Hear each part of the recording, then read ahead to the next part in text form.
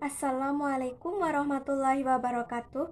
Saya Fitriatul Maula, NIM 1220016, kelas fikih Jinayah A. Di sini saya akan menjelaskan tentang bab hudud, kisos, dan diyat. Jarimah hudud adalah perbuatan pidana yang telah ditentukan bentuk dan batas hukumannya dalam Al-Quran dan Sunnah Nabi Muhammad SAW. Macam-macam jarimah hudud, yakni yang pertama zina. Jika belum berstatus suami istri, maka hukumannya dicambuk. Jika sudah bersuami istri, maka hukumannya dirajam. Yang kedua, qadhaf atau menuduh seseorang berbuat zina, maka hukumannya adalah dicambuk sebanyak 80 kali. Yang ketiga, pencurian. Apabila harta yang dicuri telah mencapai nisab, yakni seharga 180 gram emas, maka hukumannya adalah potong tangan. Jika belum mencapai nisab, hanya dikenakan ganti rugi. Yang keempat yaitu adalah hirobah atau perampokan.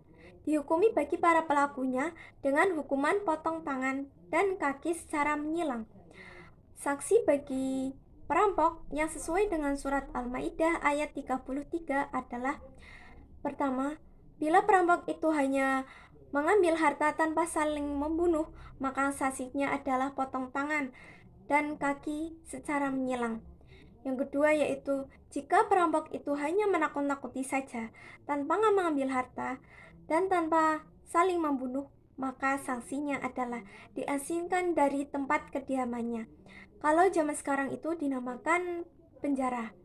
Yang ketiga yaitu jika perampok itu hanya membunuh tanpa mengambil harta, maka sanksinya adalah hukuman mati. Yang keempat yaitu jika perampok itu mengambil hartanya kemudian membunuh korbannya, maka sanksinya itu adalah dibunuh atau disalib.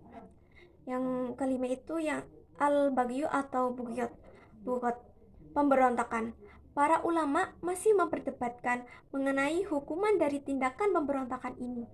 Ada yang menghukumi dihukum taksir apabila mereka telah tunduk, dan ada yang menghukumi dihukum kisos sesuai dengan apa yang telah mereka perbuat. Namun kesimpulannya, apabila pemberontak ini mengancam keselamatannya jiwa atau nyawa, harta, dan keselamatan suatu negara, maka mereka dijatuhi hukuman mati. Kemudian had homer, meminum minuman keras, dijatuhi hukuman 80 kali cambukan. Berikutnya, jarimah ridhoh murtad. Hukuman pokok jarimah ridhoh adalah hukuman mati sesuai dengan hadis Nabi yang diriwayatkan oleh Imam Bukhari, yaitu barang siapa yang menggantikan agamanya, maka bunuhlah ia. Hadis riwayat Bukhari dan dari Ibnu Abbas.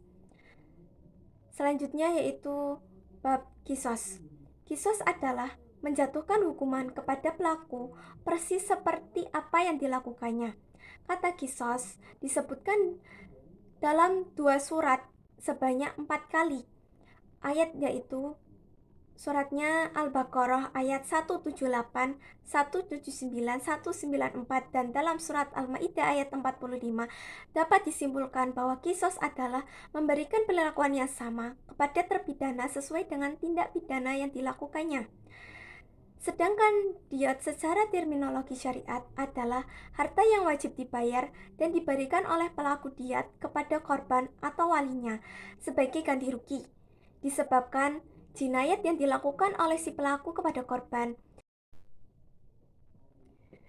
Yang selanjutnya yaitu taksir. Taksir adalah hukuman yang tidak ditentukan oleh Al-Quran dan hadis yang berkaitan dengan kejahatan yang melanggar hak Allah dan hak hamba yang berfungsi untuk memberikan pelajaran kepada si terhukum dan mencegahnya untuk tidak mengulangi kejahatan yang serupa.